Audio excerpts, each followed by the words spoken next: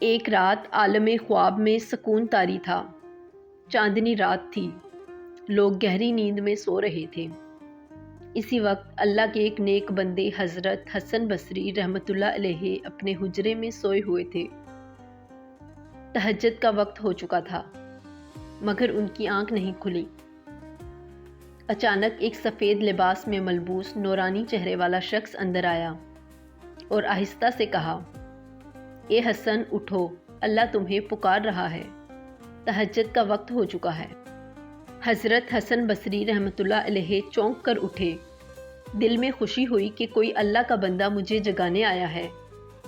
فوراً وضو کیا، سجدے میں جھک گئے۔ رات کی تاریکی میں اللہ کے حضور آنکھوں سے آنسو بہانے لگے۔ نماز مکمل ہوئی تو دل میں خیال آیا، یہ کون تھا جو مجھے جگانے آیا تھا؟ انہوں نے پوچھا، اے بھائی تم کون ہو؟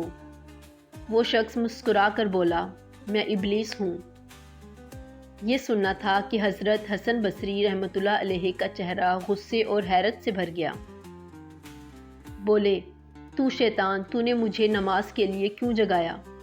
تو تو لوگوں کو بہکاتا ہے۔ شیطان نے بہت چالاکی سے جواب دیا، ہاں میں وہی ابلیس ہوں، لیکن سن، ایک بار تو تہجد کے وقت نہیں اٹھ سکا تھا، پھر تو سارا دن روتا رہا، اللہ سے معافی مانگتا رہا، دل ٹوٹ گیا تیرا، اور بس یہی وہ لمحہ تھا جس نے میری ساری محنت برباد کر دی۔ تیرے رونے، توبہ کرنے اور اخلاص نے اللہ کو راضی کر دیا۔